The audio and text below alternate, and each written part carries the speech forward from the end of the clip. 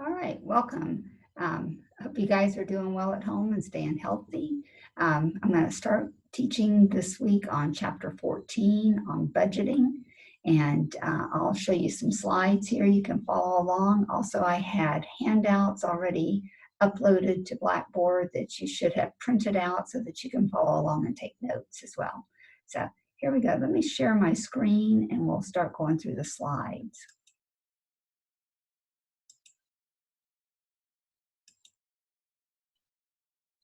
All right, so you should be able to see the slides as we're going through them.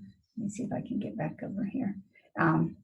Looking at chapter 14, we said planning for cost control. Basically, this is budgeting. That's what we're looking at here.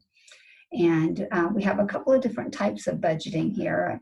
We have stuff that's long-term, that's looking way into the future, the big picture guys and stuff that we call strategic planning. And we have capital budgeting, which is featuring on, focusing on the things that we purchase, purchasing equipment or expanding our plant, big projects and more project-focused type budgeting that we do. And then the operations budgeting, that's the day-to-day budgeting for our business, setting financial goals and targets. And that's really what we're focusing on in this chapter. So looking at some of the behaviors that go along with budgeting and why we do this, it's one of those words that you hate to hear because you think, somebody's restricting what I'm doing and they're not going to let me spend the way that I want to spend. But really, it provides a lot of positive aspects to it as well. One, it communicates the vision of the CEO with the company. So it promotes a lot of planning and getting everybody on the same page, coordinates people's efforts. It gives you a measuring stick to be able to tell, are we hitting our mark or are we not? And if not, what kind of corrective actions do we take? And it gives us a measurement for performance evaluation as well. Now, when we think about budgeting, you can see there's a couple of different reactions. And it says that upper management has to be sensitive to this impact on employees and staff during budgeting because budgets are constraining. We know that from personal experience. They limit our freedom because there's a plan that we have to follow. So many people can find those expectations to be stressful. But if we use participative budgeting, that engages everybody into the budgeting process.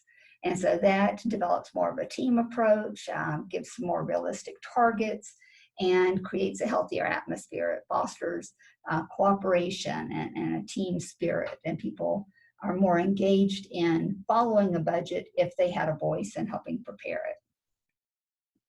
This is a big flow chart, and there's a lot to it, but we're going to talk about kind of different pieces of it and learn how to put together a budget. So first of all, this may sound strange, but the starting point for budgeting really happens in the marketing department. And when the marketing department budgets what they think sales will be for a quarter or a year, or whatever term we're stating our budget for, then we can start to anticipate what our production or purchasing needs to be. If we're selling merchandise that we're purchasing, then we know what we have to purchase if we know what our sales targets are going to be. So that sales budget is the starting point. And then we decide, how much we're going to purchase to have on hand for inventory. We also have to to budget our selling and administrative expenses, basically salaries, all the support functions, HR, accounting, marketing, those types of support functions that go along with selling our product. This inventory purchases budget is really the cost of our goods sold. And along with budgeting these expenses, we also need to keep in mind the cash side of it. How much of our sales budget are we expecting to receive in cash, and the timing of that cash receipt, because how much are we expecting to sell on credit? Again, with our purchases, how much are we expecting to purchase on credit? And so the cash budget side is a whole nother aspect of this.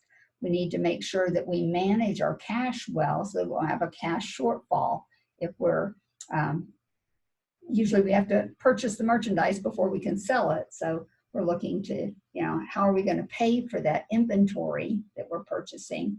And when are we expecting to receive the cash to be able to pay for that? And so then we also have to include in there the cash for, just our overhead expenses and any interest if we had to borrow money. So all of that builds into a cash budget. So we'll use these budgets that we prepare to then create pro forma financial statements. And what we mean by pro forma is what we expect those to look like, just like we did in our big picture project. And you were preparing financials that you were expecting to look like over a period of years. So we'll prepare an income statement, a balance sheet, and a statement of cash flows on a pro forma basis.